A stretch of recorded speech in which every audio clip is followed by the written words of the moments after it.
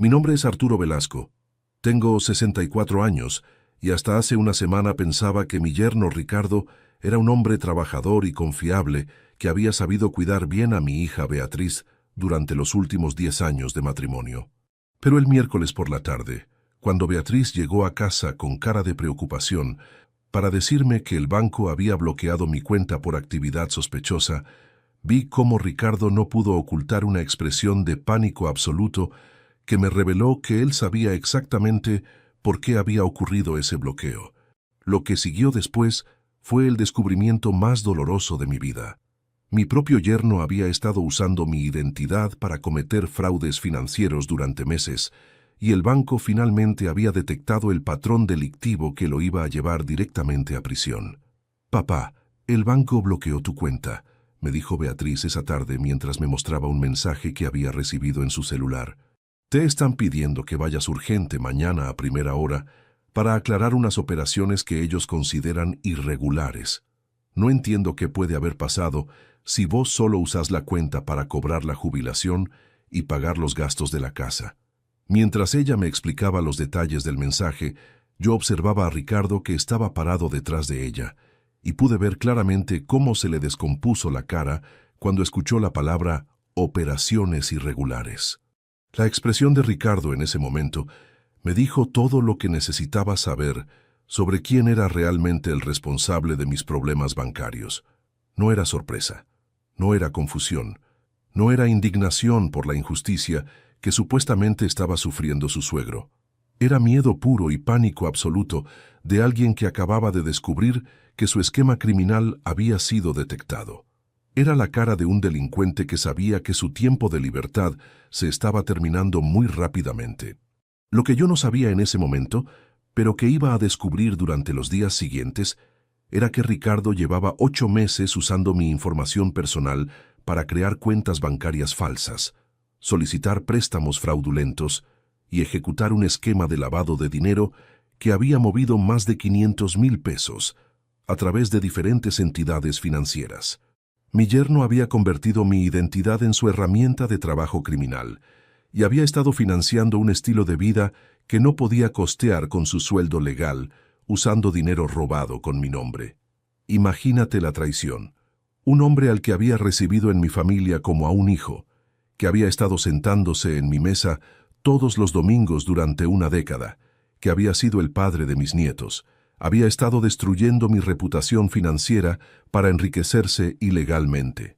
Y lo peor de todo era que cuando finalmente descubrí la verdad, entendí que Beatriz había sido cómplice involuntaria de muchas de sus operaciones fraudulentas. Escucha esta historia hasta el final y decime qué harías vos en mi lugar, y contame desde qué ciudad me estás escuchando, porque esta historia de traición familiar y identidad robada te va a enseñar cómo protegerte de los estafadores más peligrosos, los que duermen en tu propia casa. Para entender completamente cómo Ricardo había logrado usar mi identidad para cometer delitos durante tanto tiempo sin que yo me diera cuenta, tengo que contarte toda la historia de nuestra relación familiar y explicarte por qué yo confiaba tanto en él, que nunca sospeché que pudiera estar estafándome de manera tan sofisticada. También tengo que contarte cómo la muerte de Clara había creado el contexto perfecto para que Ricardo ejecutara su plan criminal, aprovechando mi vulnerabilidad emocional y mi desorientación ante los cambios que tenía que hacer en mi vida. Ricardo había entrado a nuestra familia hace 10 años, cuando empezó a salir con Beatriz.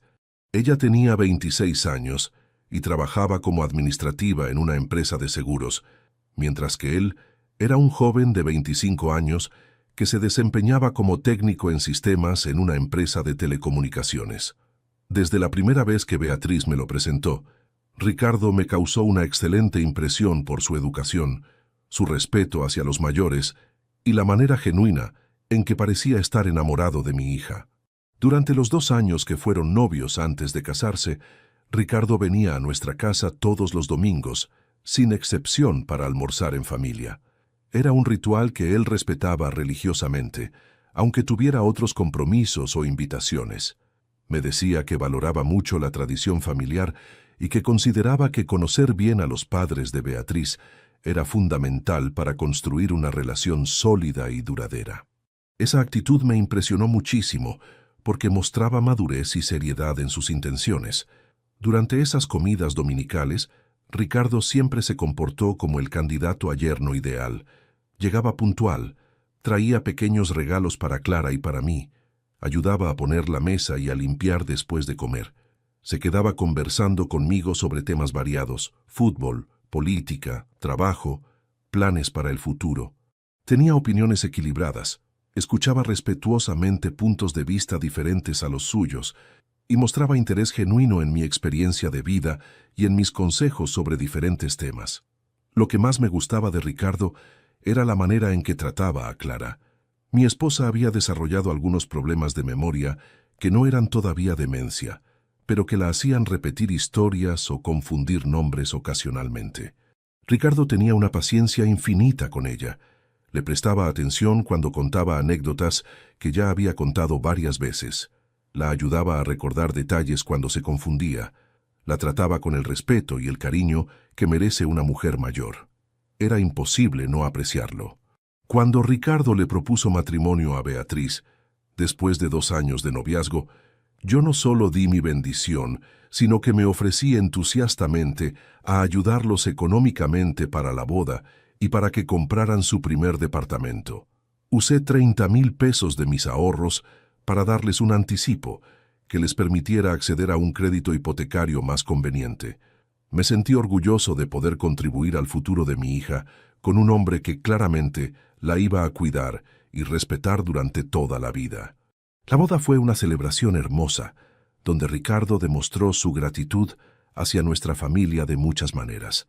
En su discurso durante la fiesta, dijo públicamente que yo había sido como un padre para él, que había aprendido de mí valores importantes sobre el trabajo honesto y la responsabilidad familiar, y que esperaba poder ser para sus futuros hijos el tipo de abuelo presente que yo había sido para él durante el noviazgo.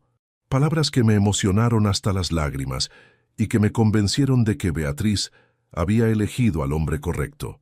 Durante los primeros años del matrimonio, Ricardo cumplió todas las promesas que había hecho. Siguió viniendo a casa regularmente, siguió incluyéndome en las decisiones importantes de la familia, siguió tratándome con el respeto y el cariño de un hijo hacia su padre.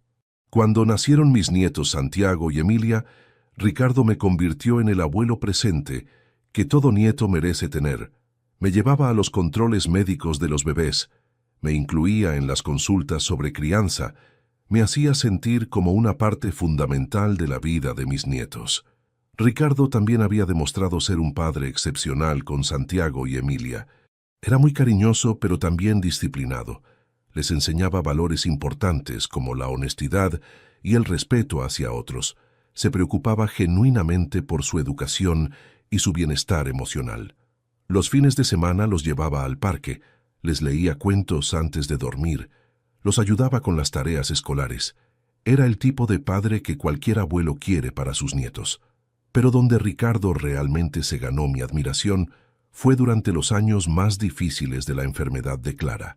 Cuando mi esposa empezó a mostrar síntomas de demencia senil a los 70 años, Ricardo se comportó como el hijo que Clara y yo nunca habíamos tenido. Venía a nuestra casa todos los días después del trabajo para ayudarme a cuidarla, sin que yo se lo pidiera. Se quedaba con ella cuando yo necesitaba salir para hacer trámites médicos o administrativos. Le tenía una paciencia extraordinaria cuando ella no lo reconocía o cuando se ponía agresiva por la confusión mental. Durante los 3 años que duró la enfermedad de Clara, Ricardo me ayudó de maneras que iban mucho más allá de lo que cualquiera podría esperar de un yerno. Me acompañó a todas las consultas médicas para entender mejor el diagnóstico y el tratamiento. Me ayudó a reorganizar la casa para que fuera más segura para una persona con demencia. Me enseñó técnicas para comunicarme mejor con Clara durante sus episodios de confusión. Fue mi apoyo emocional y práctico durante el periodo más difícil de mi vida. Cuando Clara murió hace 2 años, después de 30 años de matrimonio feliz, Ricardo fue quien me sostuvo emocionalmente durante los primeros meses de duelo. Fue él quien me ayudó con todos los trámites del funeral, quien me acompañó a hacer los papeleos en el registro civil, quien se aseguró de que yo comiera regularmente durante las semanas, cuando la depresión me quitaba el apetito. Sin la dedicación de Ricardo durante ese periodo, yo no sé cómo habría podido superar la pérdida de la compañera de mi vida. También fue Ricardo quien me convenció de que tenía que seguir viviendo activamente y que tenía que mantenerme involucrado en la vida de mis nietos para no caer en una depresión profunda. Arturo, me decía con esa voz cariñosa que siempre usaba conmigo, Clara no habría querido que te quedaras encerrado en casa lamentándote. Ella habría querido que siguieras disfrutando a Santiago y Emilia, que siguieras siendo el abuelo divertido que ellos conocen. Tenés que salir adelante por ellos y por vos mismo. Por todas estas razones, cuando Ricardo se ofreció a ayudarme a reorganizar mis finanzas después de enviudar, yo no solo acepté su ayuda, sino que se la agradecí profundamente como a un hijo verdadero. Arturo me dijo pocas semanas después del funeral de Clara: después de lo que pasó, vos tenés que reorganizar muchas cosas que antes manejaba Clara. Hay cuentas, seguros, inversiones, que ahora tenés que manejar solo.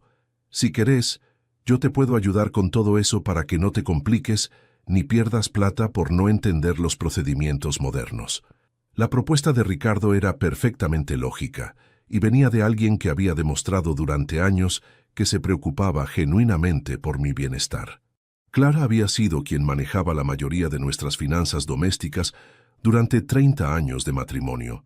Ella era quien pagaba los servicios, quien controlaba las cuentas bancarias, quien se ocupaba de renovar seguros y de gestionar los ahorros familiares. Después de su muerte, yo me encontré perdido entre papeles, contratos y procedimientos que no entendía completamente.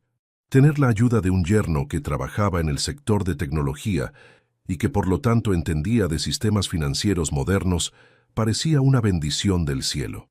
Ricardo no solo tenía los conocimientos técnicos que yo necesitaba, sino que también tenía la paciencia y el cariño familiar para enseñarme paso a paso todo lo que tenía que saber para manejar mis finanzas de manera independiente.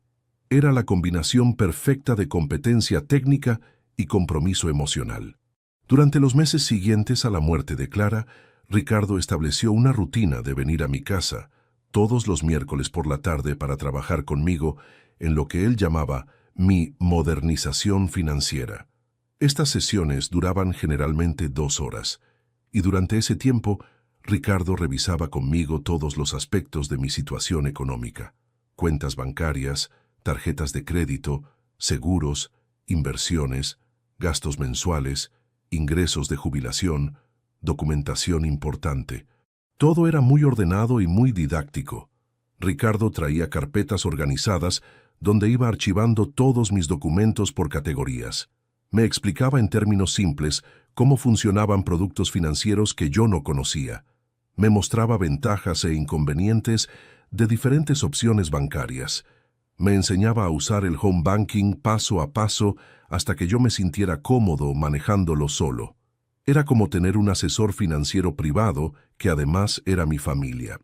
Pero lo que yo no entendía en ese momento era que Ricardo estaba usando esas sesiones de modernización financiera para obtener toda la información personal que necesitaba para ejecutar un plan de robo de identidad en gran escala.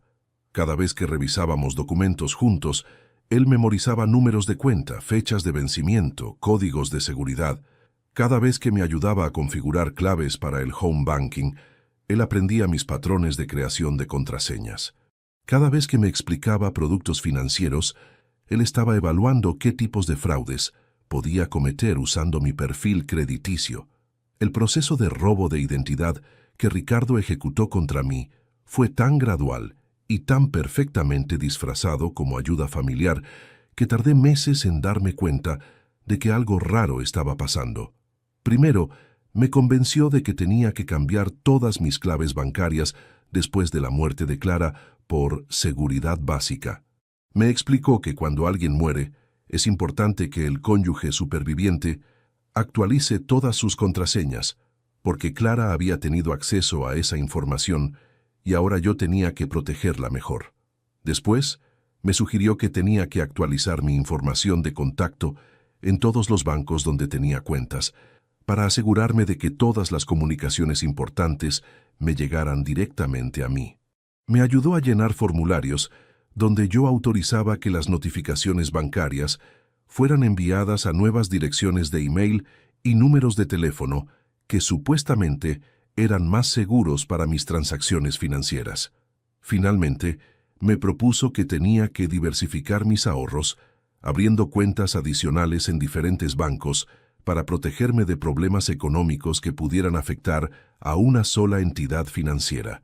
Me explicó que los expertos en finanzas personales recomendaban no tener todo el dinero en un solo lugar y que abrir cuentas en múltiples bancos era una estrategia inteligente para cualquier jubilado que quisiera proteger su patrimonio.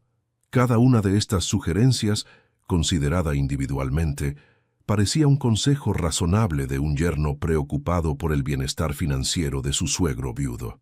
Pero en conjunto, estos cambios le dieron a Ricardo acceso completo a mi identidad financiera y la capacidad de actuar en mi nombre en cualquier transacción bancaria sin que yo tuviera manera de detectarlo inmediatamente.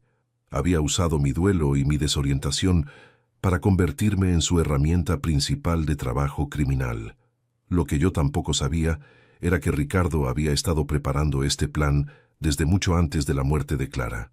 Durante años, había estado observando cuidadosamente nuestras rutinas financieras, nuestros hábitos de gasto, nuestros patrones de ahorro. Había identificado que Clara era quien manejaba la mayoría de nuestros asuntos económicos y había calculado que cuando ella muriera, yo iba a quedar vulnerable y iba a necesitar ayuda para reorganizar mis finanzas. Había estado esperando pacientemente la oportunidad perfecta para ejecutar su estafa. Ricardo era educado, respetuoso, trabajador y claramente estaba muy enamorado de mi hija. Durante los 2 años que fueron novios antes de casarse, él venía a casa todas las semanas para almorzar con nosotros y siempre se comportó como el candidato a yerno perfecto. Ayudaba a mi esposa Clara con las tareas domésticas después de comer, se quedaba conversando conmigo sobre fútbol y política, jugaba con mis otros nietos cuando venían de visita. Era imposible no quererlo. Cuando Ricardo le propuso matrimonio a Beatriz, yo no solo di mi bendición, sino que me ofrecía ayudarlos económicamente para la boda y para que compraran su primer departamento. Usé parte de mis ahorros para darles un anticipo que les permitiera acceder a un crédito hipotecario, y me sentí orgulloso de poder contribuir al futuro de mi hija con un hombre que claramente la iba a cuidar bien durante toda la vida. Durante los primeros años del matrimonio, Ricardo siguió comportándose como el yerno ejemplar. Traía a Beatriz a visitarnos regularmente, me incluía en sus decisiones importantes, me pedía consejos sobre trabajo y finanzas. Cuando nacieron mis nietos, Santiago y Emilia, Ricardo me convirtió en el abuelo presente que todo nieto merece tener. Me llevaba a los actos escolares, me incluía en las vacaciones familiares, me hacía sentir como una parte fundamental de la vida de mis nietos. Pero lo que más valoraba de Ricardo era la manera en que cuidaba a Clara durante sus últimos años de vida. Mi esposa había desarrollado demencia senil cuando tenía 70 años, y durante los 3 años que duró su enfermedad, Ricardo se comportó como el hijo que nunca habíamos tenido. Venía a casa todos los días después del trabajo para ayudarme a cuidarla. Se quedaba con ella cuando yo necesitaba salir para hacer trámites. Le tenía una paciencia infinita cuando ella no lo reconocía o cuando se ponía agresiva por la confusión mental. Cuando Clara murió hace 2 años, Ricardo fue quien me ayudó con todos los trámites del funeral, quien me acompañó a hacer los papeleos en el registro civil, quien me apoyó emocionalmente durante los meses más difíciles de mi duelo. Fue él quien me convenció de que tenía que seguir viviendo y que tenía que mantenerme activo para no caer en la depresión. Sin la ayuda de Ricardo durante ese periodo, yo no sé cómo habría podido superar la pérdida de Clara. Por eso, cuando Ricardo se ofreció a ayudarme a organizar mis finanzas después de enviudar, yo no solo acepté su ayuda, sino que se la agradecí profundamente. «Arturo», me dijo con esa voz cariñosa que usaba cuando quería ayudarme con algo, «después de lo que pasó con Clara, Vos tenés que reorganizar tus cuentas, tus seguros, tus inversiones. Hay muchos trámites que antes hacía ella y que ahora tenés que manejar solo. Si querés, yo te puedo ayudar con todo eso para que no te compliques. La propuesta de Ricardo era perfectamente lógica.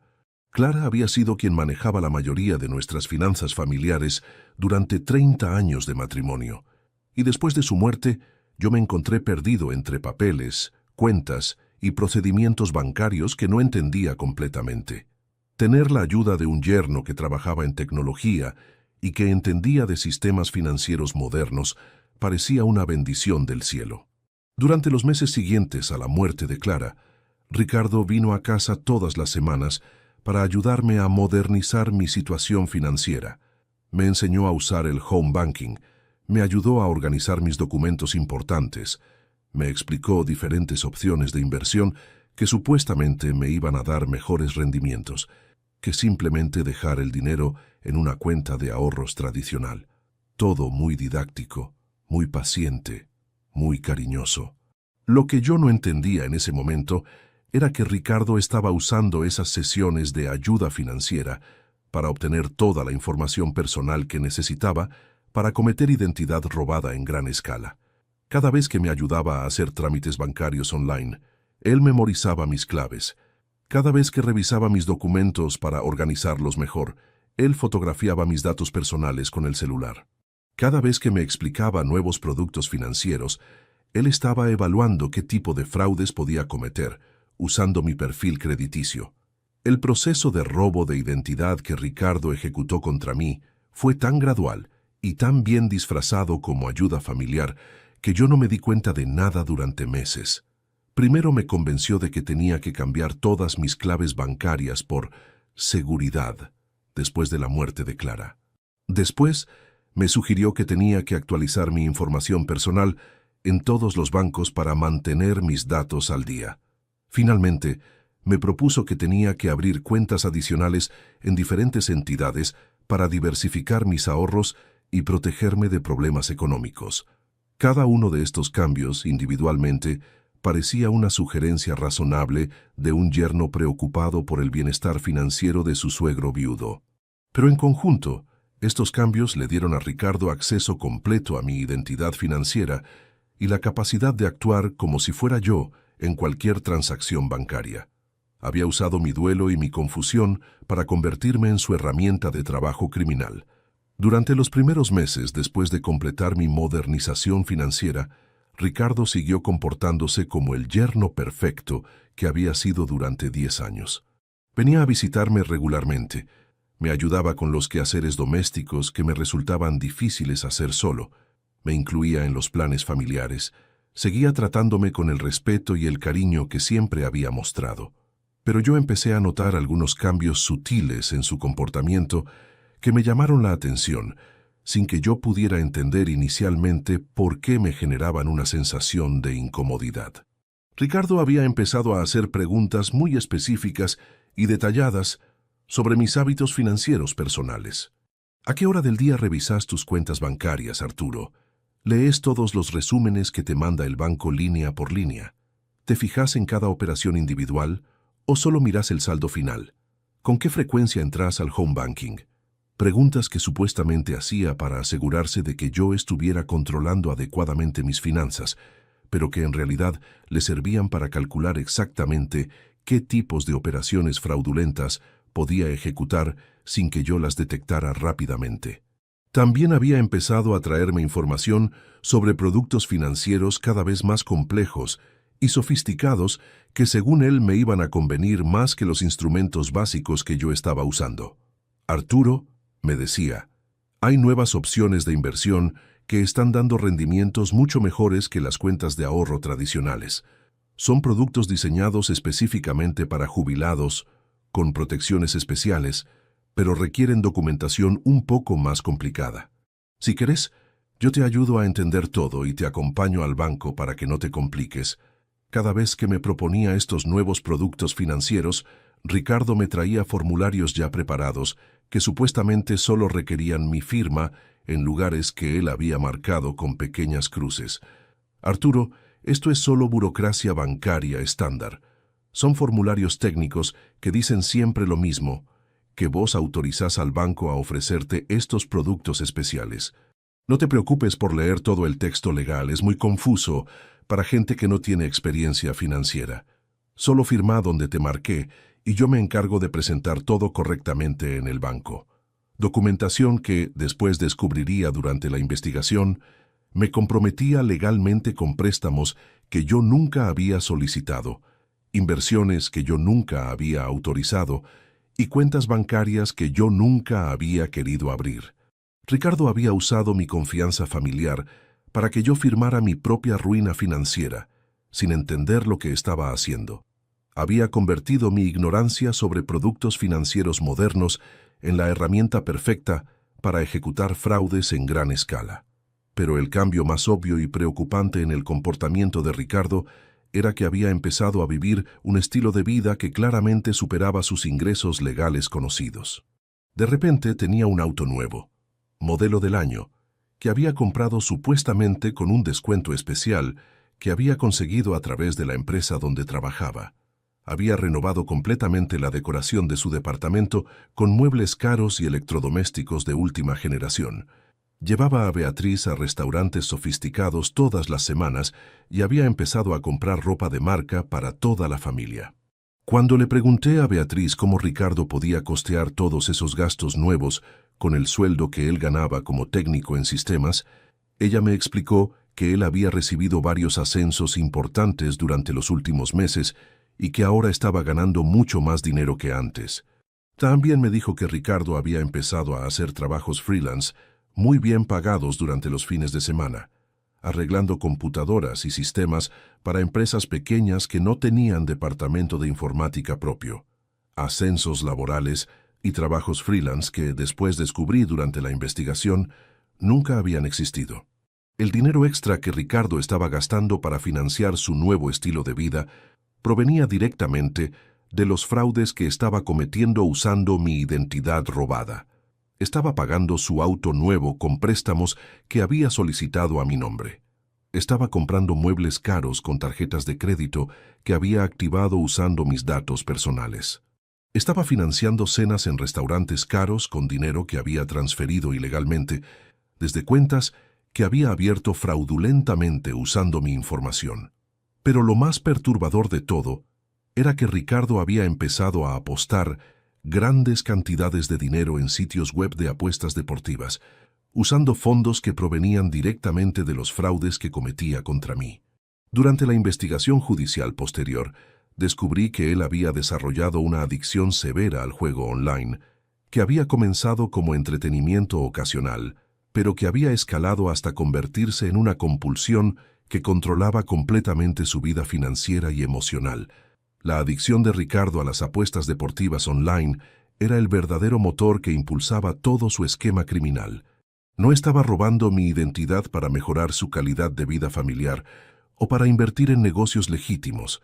Estaba usando el dinero que obtenía fraudulentamente para alimentar una adicción que lo había llevado a perder sumas enormes en apuestas que hacía todos los días desde su oficina, desde su casa, desde cualquier lugar donde tuviera acceso a Internet. El patrón era siempre el mismo.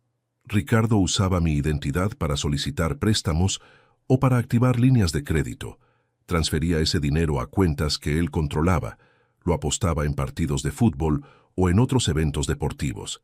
Perdía la mayoría de las veces y entonces necesitaba conseguir más dinero rápidamente para pagar deudas de apuestas anteriores y para seguir alimentando su adicción. Era un ciclo que se había vuelto completamente insostenible, pero que él no podía detener.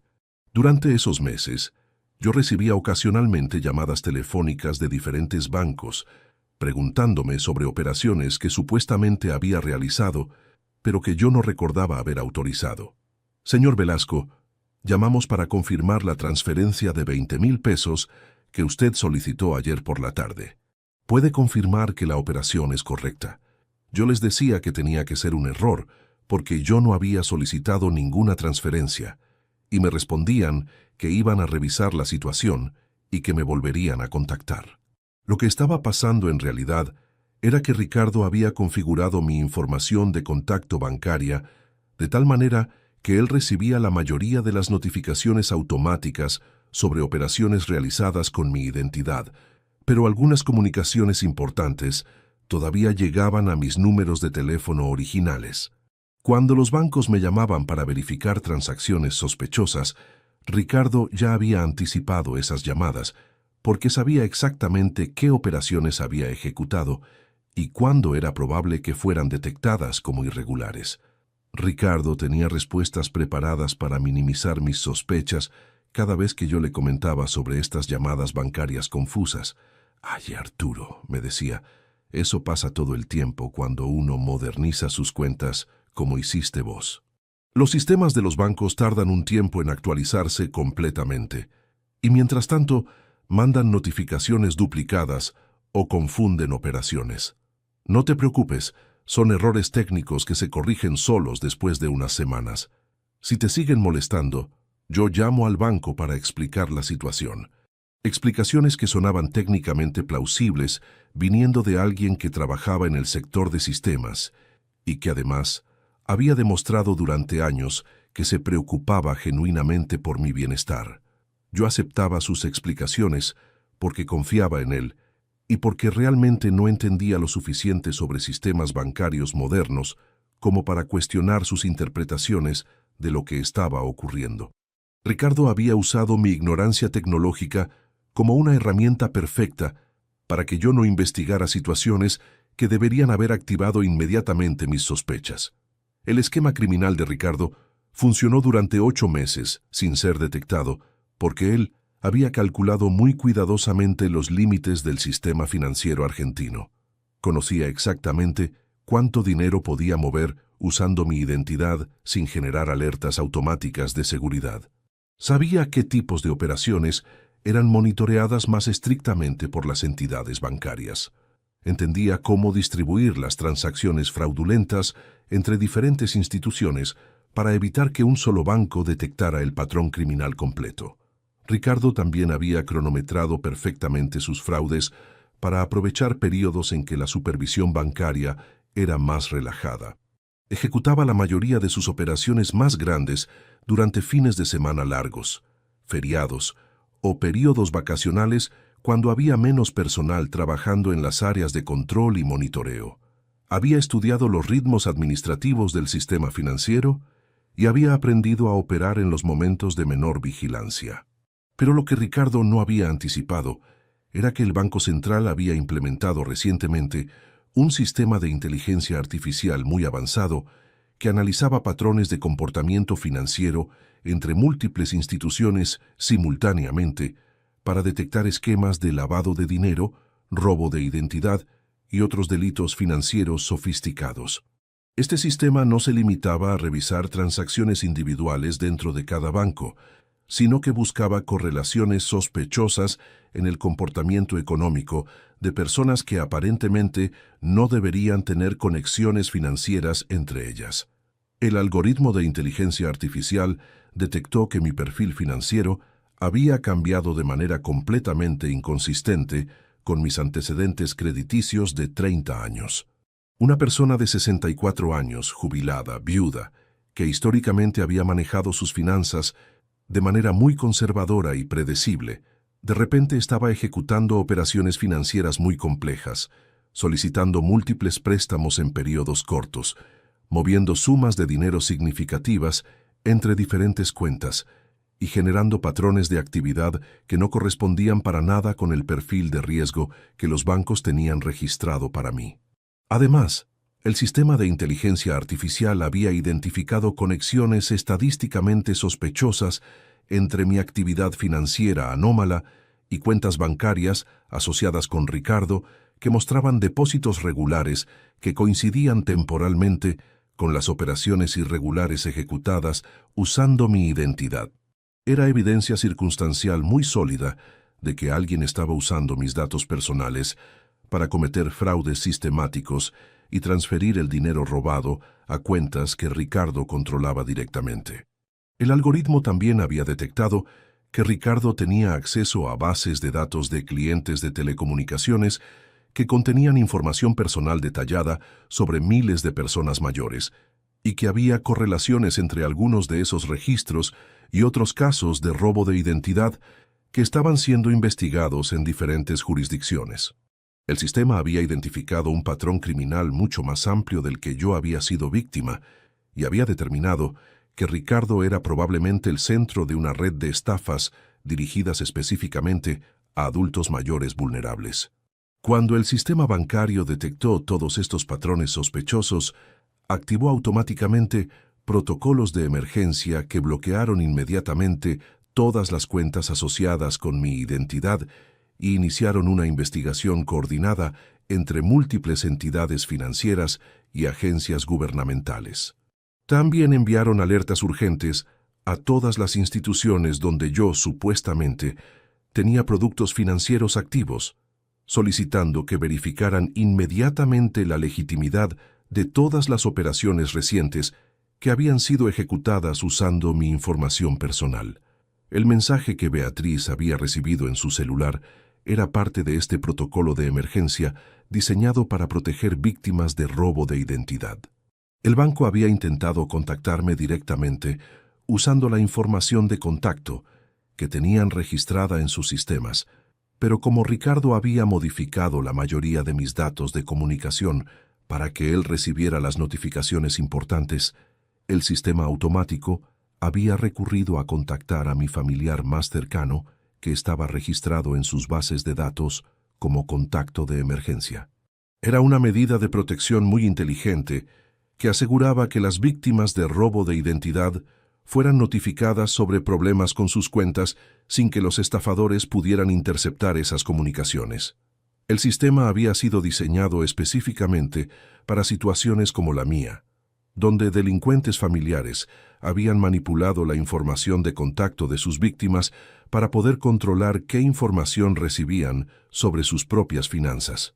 Ricardo había empezado a hacer preguntas muy específicas sobre mis hábitos financieros. ¿Cuándo revisas tus cuentas bancarias, Arturo? ¿Lees todos los resúmenes que te manda el banco? ¿Te fijas en cada operación o solo miras el saldo final? Preguntas que supuestamente hacía para asegurarse de que yo estuviera controlando bien mis finanzas, pero que en realidad le servían para calcular qué tipos de operaciones fraudulentas podía hacer sin que yo las detectara inmediatamente. También empezó a recomendarme productos financieros cada vez más complejos, que requerían que yo firmara documentación que supuestamente no era importante leer en detalle. Arturo, esto es solo burocracia bancaria estándar. No te preocupes por leer todo. Son formularios técnicos que dicen siempre lo mismo. Solo firma donde te marqué y yo me encargo de presentar todo en el banco. Documentación que después descubriría que me comprometía legalmente con préstamos e inversiones que yo nunca había autorizado conscientemente. Pero el cambio más obvio en el comportamiento de Ricardo era que había empezado a vivir un estilo de vida que claramente superaba sus ingresos legales. De repente tenía un auto nuevo, había renovado completamente la decoración de su departamento, llevaba a Beatriz a restaurantes caros, había comprado ropa de marca para los chicos. Cuando le pregunté a Beatriz cómo Ricardo podía costear todos esos gastos, ella me dijo que él había recibido varios ascensos importantes en el trabajo y que estaba ganando mucho más dinero que antes. Ascensos que, después descubrí, nunca habían existido. El dinero extra que Ricardo estaba gastando provenía directamente de los fraudes que estaba cometiendo usando mi identidad. Estaba financiando su nuevo estilo de vida, con préstamos que había solicitado a mi nombre, con tarjetas de crédito que había activado usando mis datos, con inversiones falsas que había creado para lavar dinero robado a través de mi perfil crediticio. Durante esos meses, yo recibía ocasionalmente llamadas telefónicas de diferentes bancos preguntándome sobre operaciones que supuestamente había realizado, pero que yo no recordaba haber hecho. Señor Velasco, llamamos para confirmar la transferencia de 20,000 pesos que solicitó ayer. ¿Todo está correcto? Yo les decía que debía ser un error, porque yo no había solicitado ninguna transferencia, y ellos me respondían que iba a ser corregido y que no me preocupara. Lo que estaba pasando en realidad era que Ricardo había configurado mi información bancaria de tal manera que él recibía todas las notificaciones sobre operaciones realizadas con mi identidad, y cuando los bancos me llamaban para verificar transacciones, él ya había anticipado esas llamadas y había preparado explicaciones que minimizaran mis sospechas. Era un sistema muy sofisticado que le permitía controlar completamente mi percepción de lo que estaba ocurriendo con mis finanzas. El esquema criminal de Ricardo funcionó perfectamente durante 8 meses, porque él había calculado exactamente cuánto dinero podía mover usando mi identidad sin generar alertas automáticas en el sistema bancario. Conocía los límites de transferencia que activaban revisiones manuales, sabía qué tipos de operaciones eran monitoreadas más estrictamente, entendía cómo distribuir las transacciones fraudulentas entre diferentes entidades para evitar que un solo banco detectara el patrón completo.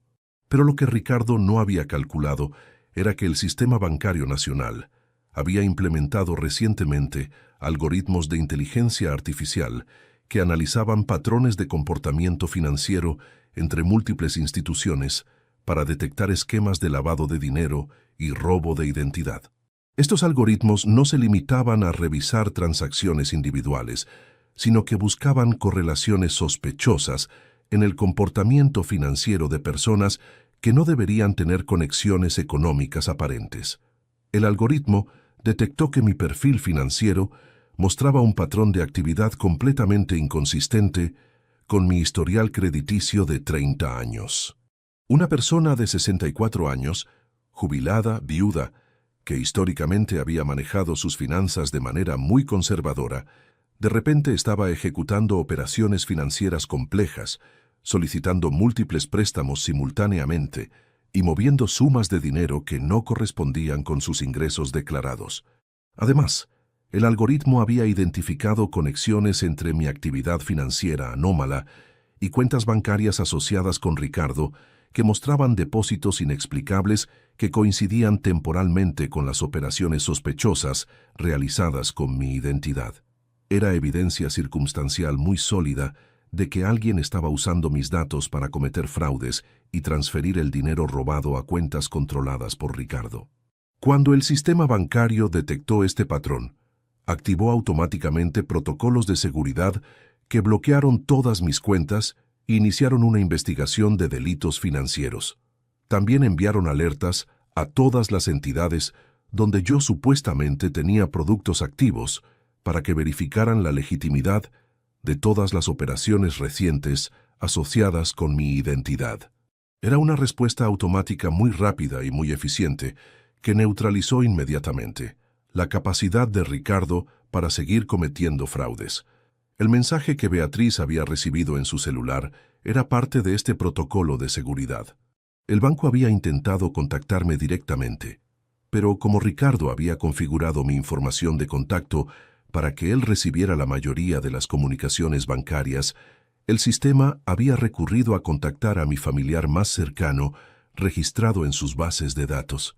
Era una medida de emergencia para asegurar que yo fuera notificado sobre la situación sin que el posible estafador pudiera interceptar la comunicación. Esa noche, después de que Beatriz y Ricardo se fueran de mi casa, yo me quedé despierto tratando de entender qué podía haber causado el bloqueo bancario. Revisé todos los papeles financieros que tenía organizados en mi escritorio, traté de recordar todas las operaciones que había hecho durante los últimos meses, busqué cualquier pista que me explicara por qué el banco consideraba que mi actividad era sospechosa.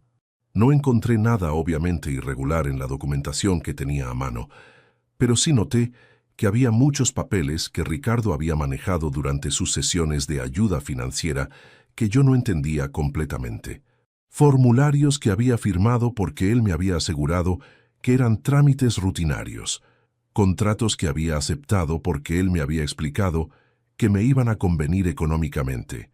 Documentos que había autorizado porque confiaba en que Ricardo tenía mis mejores intereses en mente.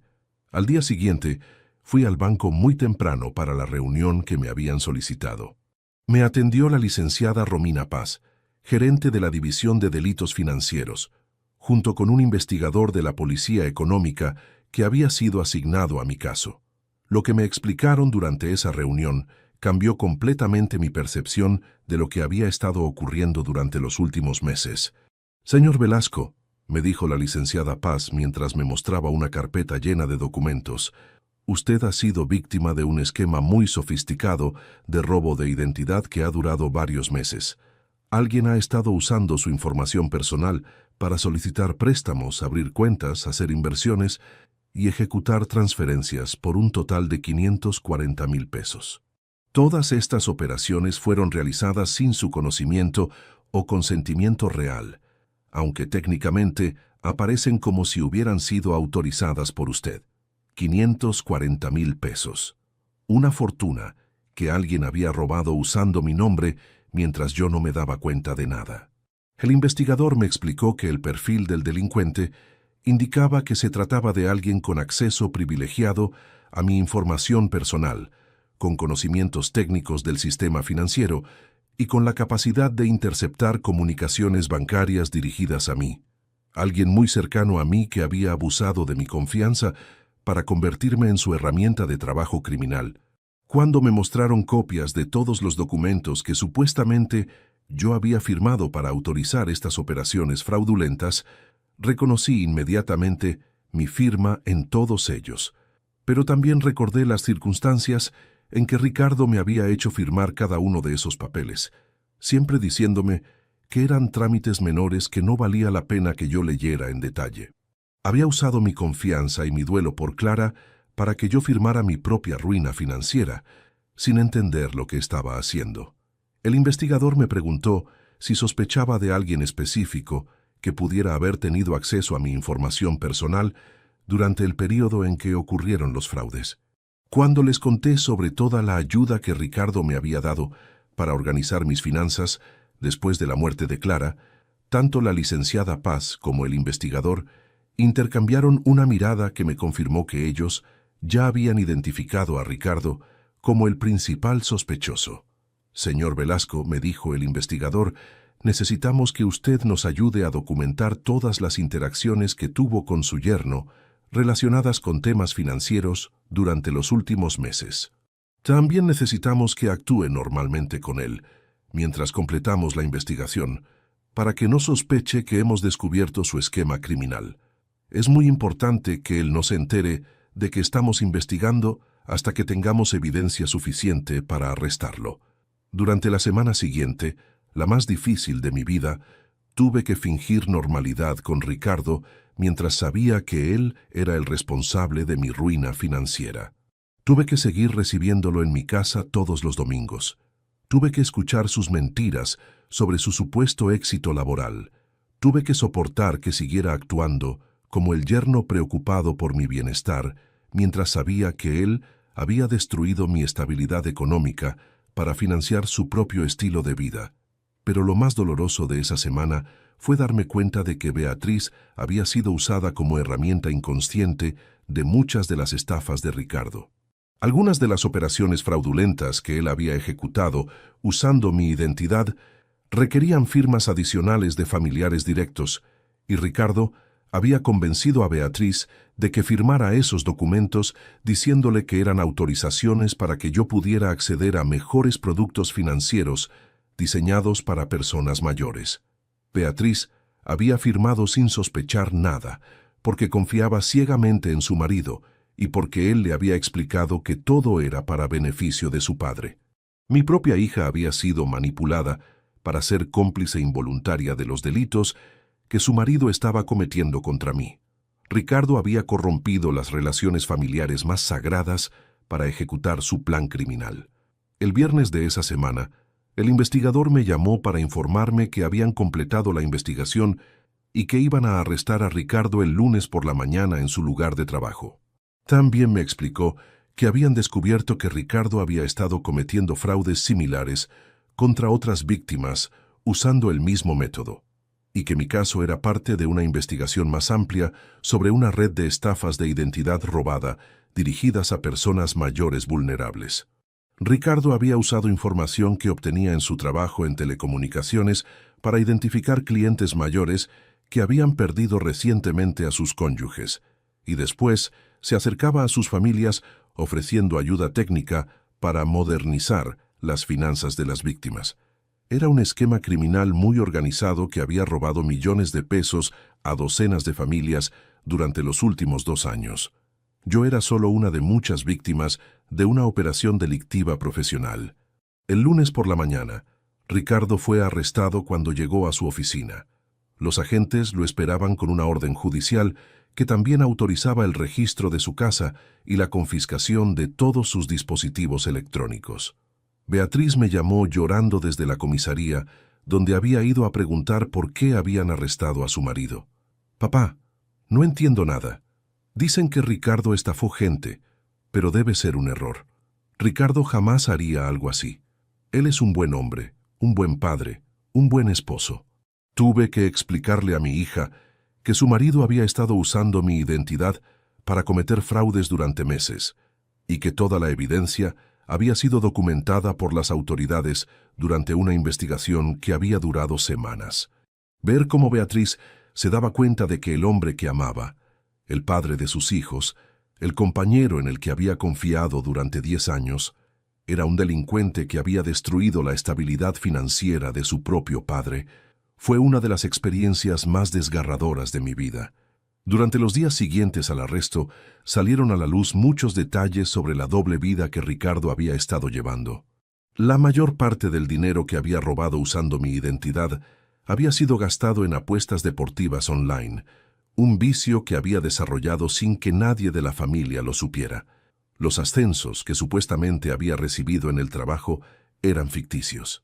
Las ganancias que había usado para financiar su nuevo estilo de vida provenían directamente de los fraudes que cometía contra mí y contra otras víctimas. También descubrimos que Ricardo había estado mintiendo sobre muchos aspectos fundamentales de su vida durante años.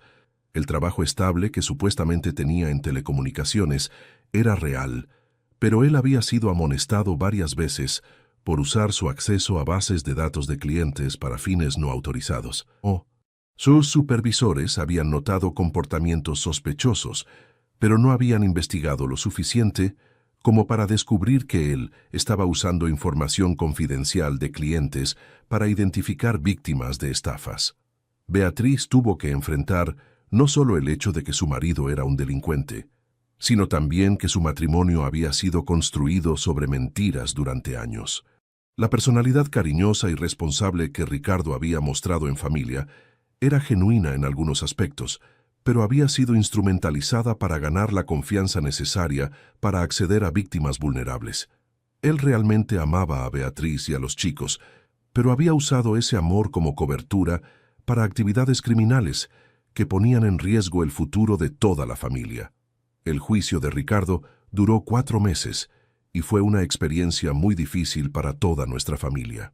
Durante ese periodo, tuve que testificar varias veces para explicar cómo había sido engañado y manipulado, y cada vez que contaba la historia en público, me sentía humillado por haber sido tan ingenuo. También tuve que enfrentar el hecho de que muchas personas en mi comunidad sabían que mi propio yerno me había estafado, lo que me generaba una vergüenza social que tardé mucho tiempo en superar. Durante las audiencias del juicio, conocí personalmente a otras 12 víctimas de los esquemas criminales de Ricardo y pude entender la magnitud real del daño psicológico y económico que había causado durante los últimos 3 años. Cada víctima tenía una historia desgarradora de confianza traicionada y vulnerabilidad explotada. En la mayoría de los casos, Ricardo se había acercado a personas que estaban pasando por periodos de duelo, enfermedad o crisis familiares, momentos en que necesitaban ayuda y estaban especialmente dispuestas a confiar en alguien que parecía genuinamente preocupado por su bienestar.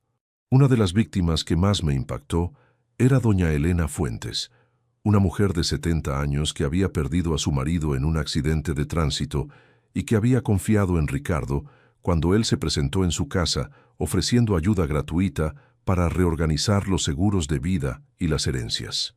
Ricardo había usado la misma estrategia que había usado conmigo. Primero ganó su confianza siendo genuinamente útil y cariñoso. Después, gradualmente obtuvo acceso a toda su información personal, y finalmente ejecutó un robo de identidad que le costó a doña Elena los ahorros de toda su vida. Otra víctima era don Miguel Sánchez, un hombre de 68 años que había sufrido un infarto cardíaco grave y que había aceptado la ayuda de Ricardo para modernizar sus sistemas de pago médico y farmacéutico. Durante los meses de recuperación, cuando don Miguel estaba físicamente debilitado y emocionalmente vulnerable, Ricardo había aprovechado su acceso a la casa para robar información personal y después había usado esa información para solicitar préstamos fraudulentos que habían arruinado el historial crediticio de don Miguel. En cada caso, Ricardo había usado exactamente el mismo patrón criminal. Identificaba víctimas potenciales a través de su trabajo en telecomunicaciones, donde tenía acceso a información sobre clientes que habían sufrido pérdidas familiares o problemas de salud. Se acercaba a ellas ofreciendo ayuda técnica gratuita y desinteresada.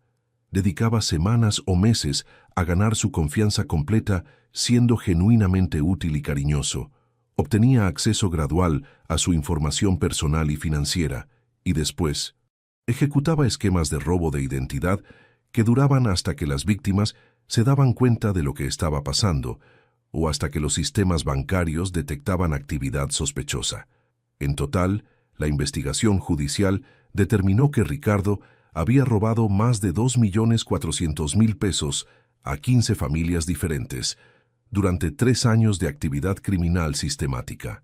Era una suma gigantesca que representaba los ahorros de toda la vida de muchas personas mayores que habían trabajado honestamente durante décadas para asegurar su estabilidad económica durante los años de jubilación. Ricardo había destruido la seguridad financiera de múltiples familias para financiar una adicción al juego que nunca había podido controlar y que había escalado hasta convertirse en una compulsión criminal. El impacto psicológico del descubrimiento de los delitos de Ricardo sobre Beatriz fue devastador y tuvo consecuencias duraderas en su salud mental y emocional. Mi hija tuvo que enfrentar no solo el hecho de que su marido era un delincuente serial que había traicionado a su propio suegro, sino también que su matrimonio completo de 10 años había sido construido sobre mentiras, manipulación y actividades criminales que habían puesto en riesgo el bienestar de toda su familia extendida. Durante los últimos años de su relación con Ricardo, cada regalo que él le había dado para su cumpleaños o para aniversarios, cada cena especial que habían compartido en restaurantes caros, cada mejora en su calidad de vida familiar, cada juguete caro que había comprado para Santiago y Emilia, había sido financiado directamente con dinero robado a personas mayores vulnerables como yo. Beatriz se dio cuenta de que había estado viviendo una vida de lujo, construida sobre el sufrimiento de otras familias, y esa realización la llenó de culpa y vergüenza que tardó años en procesar. Beatriz también tuvo que enfrentar el hecho de que ella había sido usada inconscientemente como herramienta cómplice de algunas de las estafas más importantes que Ricardo había ejecutado. Las firmas que él le había pedido que pusiera en documentos financieros, que supuestamente me iban a beneficiar con mejores opciones de inversión, en realidad habían sido autorizaciones legales para operaciones fraudulentas que me perjudicaban directamente. Mi hija había sido manipulada psicológicamente para ser cómplice involuntaria de delitos graves contra su propio padre. Santiago y Emilia, mis nietos de 8 y 6 años respectivamente en el momento del arresto, también tuvieron que enfrentar el trauma psicológico de descubrir que su padre era un delincuente que estaba en prisión y que probablemente iba a permanecer ahí durante muchos años. Fue extremadamente difícil para Beatriz y para mí explicarles de manera apropiada para su edad por qué papá ya no vivía en casa, por qué no podían visitarlo regularmente como antes, y por qué otros chicos en el colegio a veces los molestaban diciéndoles que su papá era un ladrón. Beatriz y yo tuvimos que trabajar intensivamente con psicólogos infantiles, especializados en trauma familiar, para ayudar a Santiago y Emilia a procesar toda esta información dolorosa sin que se sintieran culpables, abandonados o estigmatizados socialmente. Los chicos necesitaron mucha terapia para entender que ellos no tenían ninguna responsabilidad por los delitos de su padre, que seguían siendo amados y valorados por su familia, y que podían tener una vida normal y feliz a pesar de lo que había pasado. Los efectos del robo de identidad que Ricardo había cometido contra mí sobre mi propia estabilidad financiera personal duraron más de 1 año y medio en resolverse completamente, y algunos aspectos nunca se resolvieron del todo. Aunque el banco logró cancelar la mayoría de las operaciones fraudulentas y recuperar una parte significativa del dinero que había sido transferido ilegalmente, mi historial crediticio quedó permanentemente dañado por todas las cuentas morosas y los préstamos impagos que Ricardo había contraído usando mi identidad durante 8 meses. Durante más de 1 año después del juicio, tuve que dedicar tiempo casi todas las semanas a probar ante diferentes entidades financieras, comerciales y gubernamentales que yo había sido víctima de un delito de robo de identidad y no cómplice voluntario de actividades ilegales. Tuve que presentar copias certificadas de la sentencia judicial, cartas de mi abogado, testimonios de investigadores policiales y múltiples formularios de disputa para limpiar mi nombre de deudas que yo nunca había contraído y obligaciones que yo nunca había aceptado. También tuve que pasar por un proceso muy complicado, estresante y costoso de recuperar el control completo sobre mi propia identidad financiera y legal. Tuve que tramitar nuevos números de documento de identidad, renovar todas mis tarjetas bancarias y de crédito, cerrar definitivamente cuentas bancarias que yo no había abierto, cancelar pólizas de seguro que yo no había contratado, disputar formalmente deudas que yo no había contraído y rectificar información errónea en múltiples bases de datos gubernamentales y comerciales. Fue como tener que reconstruir completamente mi existencia legal y económica desde cero, un proceso que requirió cientos de horas de trabajo burocrático y legal, miles de pesos en honorarios de abogados y contadores, y un estrés emocional enorme que afectó mi salud física durante meses. A los 65 años, tuve que aprender a navegar sistemas administrativos que nunca había necesitado entender antes, y tuve que desarrollar habilidades de autodefensa legal que nunca había pensado que iba a necesitar. Pero quizás lo más difícil de todo el proceso de recuperación fue aprender a manejar todas mis finanzas personales completamente solo, sin confiar en ayuda externa de ningún tipo. La experiencia traumática con Ricardo me había enseñado que delegar cualquier aspecto de temas financieros a otras personas, sin importar cuán cercanas, confiables o bien intencionadas parezcan, puede ser extremadamente peligroso para cualquier persona mayor que tenga ahorros o propiedades significativas. Tuve que educarme extensivamente sobre productos bancarios modernos, sistemas de seguridad digital, procedimientos de protección de identidad y regulaciones financieras que nunca había necesitado entender cuando Clara se ocupaba de la mayoría de estos temas. Leí libros, tomé cursos online, consulté con múltiples profesionales y dediqué meses a desarrollar conocimientos que me permitieran protegerme efectivamente de estafadores futuros. Contraté a un contador público independiente y a un abogado especializado en finanzas personales para que me ayudaran a reorganizar mi situación económica de manera segura y eficiente, pero estableciendo desde el comienzo que yo mantendría control personal directo sobre todas las claves, autorizaciones y decisiones financieras importantes. Nunca más iba a permitir que otra persona, sin importar quién fuera, tuviera acceso completo a mi información financiera personal. Cada víctima tenía una historia similar a la mía, un familiar o conocido que había abusado de su confianza durante un periodo de vulnerabilidad emocional para robar su identidad y destruir su estabilidad financiera. Todas eran personas que habían confiado en alguien que parecía estar ayudándolas, sin saber que estaban siendo convertidas en herramientas de un esquema criminal muy sofisticado. Ricardo fue condenado a 8 años de prisión efectiva por múltiples delitos de estafa, robo de identidad, falsificación de documentos y lavado de dinero. También fue obligado a pagar restitución a todas las víctimas identificadas, aunque recuperar el dinero robado iba a ser muy difícil, porque la mayor parte había sido perdida en apuestas deportivas online. El juez comentó durante la sentencia que era uno de los casos más graves de abuso de confianza familiar que había visto en su carrera. Beatriz tomó la decisión muy difícil de divorciarse de Ricardo después de la condena. No podía seguir casada con alguien que había traicionado a su propia familia de manera tan sistemática y durante tanto tiempo. También decidió mudarse con Santiago y Emilia a un departamento cerca de mi casa, para que los chicos pudieran seguir teniendo una relación cercana conmigo y para que yo pudiera ayudarla a criarlos. Como padre soltero, había criado a ella después de que su madre muriera. Los efectos del fraude de identidad que Ricardo cometió contra mí duraron más de un año en resolverse completamente. Aunque el banco logró cancelar la mayoría de las operaciones fraudulentas y recuperar parte del dinero robado, mi historial crediticio quedó seriamente dañado y tuve que pasar meses demostrando a diferentes entidades financieras que yo había sido víctima de un delito y no cómplice de actividades ilegales.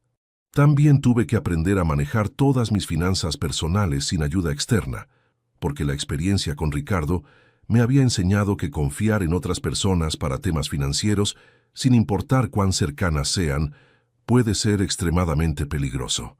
Contraté a un contador público independiente para que me ayudara a reorganizar mis cuentas, pero manteniendo siempre control personal sobre todas las claves y autorizaciones. A los 65 años, he aprendido que la confianza familiar no debe extenderse automáticamente a temas financieros, sin importar cuán buena sea la relación personal que uno tenga con un familiar. He aprendido que los estafadores más peligrosos son los que usan vínculos afectivos para acceder a información personal y que se aprovechan de periodos de vulnerabilidad emocional para ejecutar sus planes criminales. También he aprendido que el sistema financiero moderno tiene herramientas muy sofisticadas para detectar fraudes, pero que estas herramientas funcionan mejor cuando las víctimas están atentas a señales de alarma y reportan actividades sospechosas inmediatamente. Si yo hubiera sido más cuidadoso revisando mis resúmenes bancarios y cuestionando las explicaciones de Ricardo sobre operaciones que no entendía, probablemente habría detectado el fraude mucho antes. Santiago y Emilia, mis nietos, han tenido que procesar el hecho de que su padre está en prisión por haber cometido delitos contra su abuelo. Ha sido muy difícil para ellos entender por qué alguien que los amaba podía hacer daño a otra persona que también los amaba. Beatriz y yo hemos tratado de explicarles que las personas pueden ser buenas en algunos aspectos de sus vidas y muy malas en otros, y que el hecho de que su papá los quiera no justifica los delitos que cometió. Hoy, 2 años después del arresto de Ricardo, puedo decir que mi familia está reconstruida sobre bases más sólidas y honestas. Beatriz ha demostrado ser una madre extraordinaria que ha sabido proteger a sus hijos del trauma de tener un padre criminal mientras mantiene viva la posibilidad de que algún día, si Ricardo demuestra un arrepentimiento genuino y cambia realmente, ellos puedan tener algún tipo de relación con él.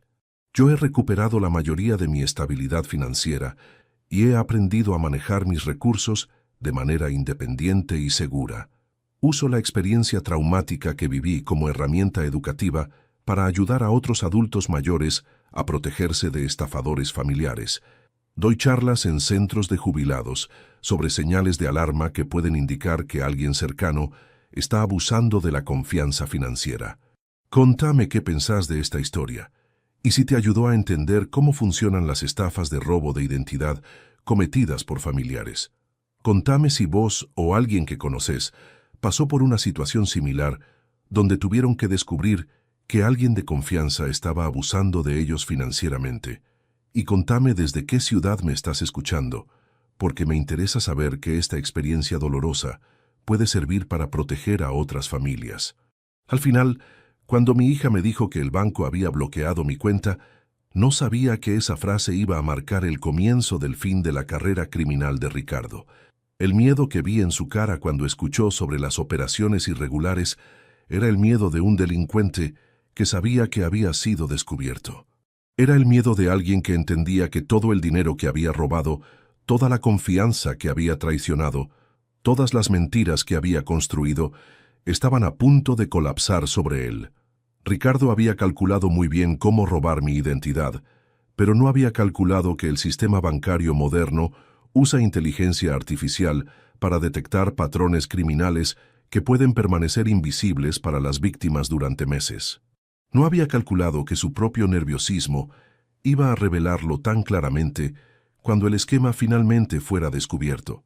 No había calculado que la justicia digital iba a ser más rápida y más eficiente que su capacidad para esconder evidencia o inventar excusas.